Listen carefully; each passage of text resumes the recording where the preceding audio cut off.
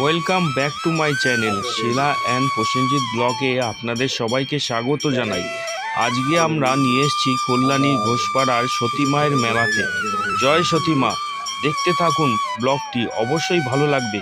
আর বন্ধুরা, ভালো লাগলে like, comment, share and subscribe করবেন। সঙ্গে থাকুন, দেখতে থাকুন শিলা অ্যান্ড প্রসেনজিৎ ব্লগ।